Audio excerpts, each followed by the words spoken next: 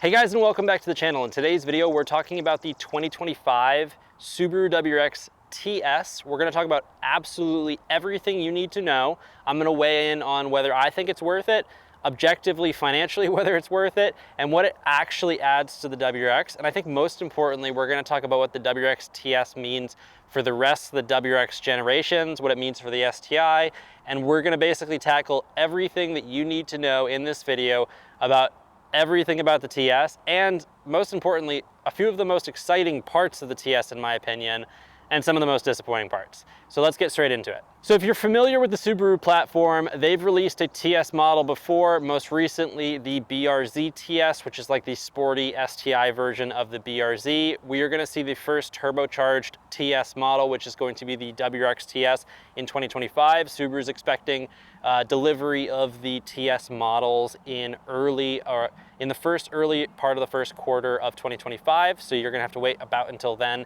to get them. Pricing hasn't been released yet, but we can expect at this point that it's going to be fairly expensive and very few of them are going to be available. And I think people are going to be pretty excited about them. So there is going to be some buyers, fighting for purchasing. So I would expect to pay a hefty amount of money. Think the Type RA is my best guess.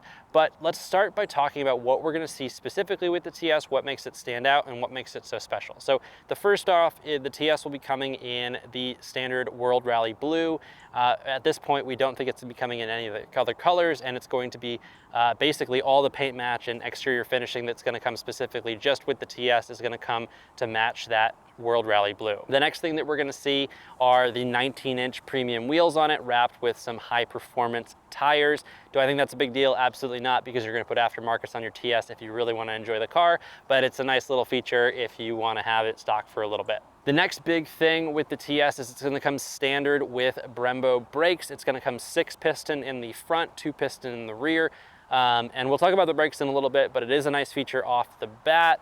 It's also going to come standard with Recaro interior seats that are going to be specifically blue and black with blue stitching. That is something that's going to be very unique to the TS, and there's going to be TS labeling on it.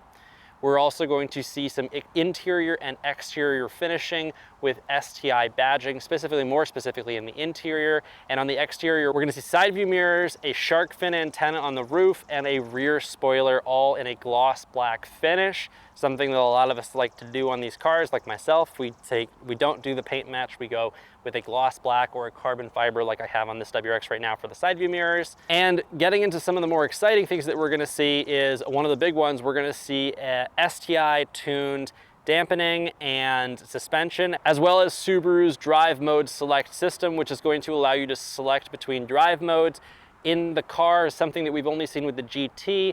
We are going to see with the TS model, which will give some type of active tuning with the vehicle. This is pretty exciting. Does this car need more suspension and dampening tuning from a STI performance standpoint?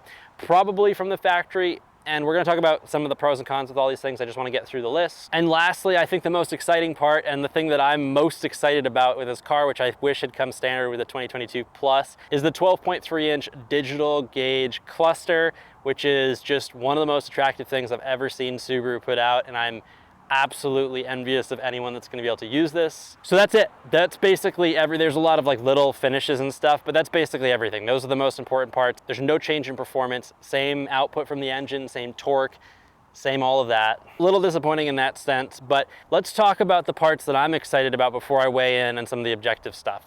I'm extremely excited about the digital gauge cluster. I mean, when the S3s and the RS3s in like 2015, 2016 for Audi came out with them, I was so envious of people that got to drive those. I think those are so cool. They're such a nice feature. I do like the mechanical gauges, but that digital gauge cluster is just so attractive and it's so functional. That's probably the best part about it. Beyond that, the exterior styling and all that stuff, you can all do for the aftermarket for like 1/10 of the cost of what Subaru is going to charge you to do it. So not super excited there. The wheels are a wash because you want to put better wheels in this car anyways. The tuning and suspension, the tuning of the suspension and dampening system is pretty cool, but probably similar effects than you can get with a nice set of coilovers, which you can do in the aftermarket for $800 or $900 not installed, but they're not that hard to install on your own. And now the factory brakes, that's a nice feature. I would say, having had this WRX for a while, my opinion has changed a little bit. that's probably worth the money, because you're gonna spend 4 or 5 grand in the aftermarket to get a nice set of brakes in this car, so it's probably worth to put the Brembos from the factory. So as long as you're using the brakes and you're excited about the digital cluster and everything else that comes with this car, I would say that the TS is going to be an exciting upgrade, especially if you want something that's a little bit unique when it comes from the factory from Subaru. But with that said, how much are you gonna pay for this convenience of having it come with the car on a special edition Subaru? And that's the big concern that I have. Now, pricing hasn't been released, but if I had to guess, we're gonna see these cars very, very close to the $50,000 mark. My guess is reality is probably gonna be 44 to 46,000 in the States, but they're gonna end up selling for closer to 50 is my best guess. And that's just based on what we've seen historically with pricing for special editions and what a limited costs you now and what a GT costs you and what they're actually selling for and what most dealers are selling for, especially with, my guess is, the competitiveness on trying to get one of these TSs when they do come out. I think it is going to be a competitive market, especially with the recent sales numbers from the WRXs. They are selling like crazy right now. The VB WRX is probably the most, actually it is the best performing WRX or STI ever that Subaru's ever been made, just relative to their sales numbers. So my guess is that there is going to be some competition for the new community that's buying these cars. Now, I know you guys watch these videos for my overall opinion, and I don't want to be too negative in this video because I want this video to be very much an objective, everything you need to know. And I think we've pretty much gotten there with everything that you need to know about the car.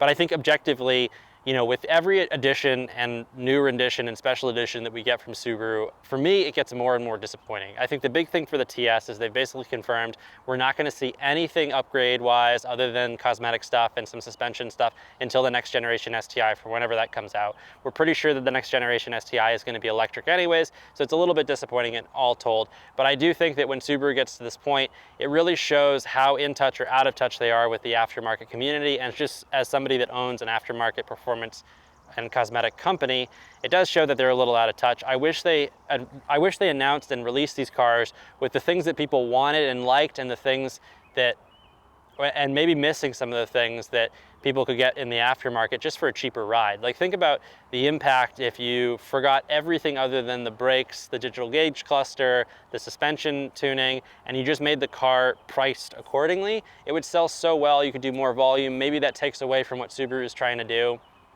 But from a community standpoint, I definitely think that would be the best for all of us. It would make most of us that have multiple of these cars get more excited about it. I also wanted to add a reminder to all of you folks that can't afford or don't intend on buying the TS because it's just not in the opportunity realm for what your situation is. You can achieve a lot of the things in the TS, and frankly, a more exciting car from the aftermarket, whether it's through tuning, whether it's through upgrades, whether it's through, you know, exterior modifications. You can make your car unique and on your own and make it different and make it stand out for not a lot of money. And that's one of the beauties of this platform. It's one of the reasons this is my third WRX.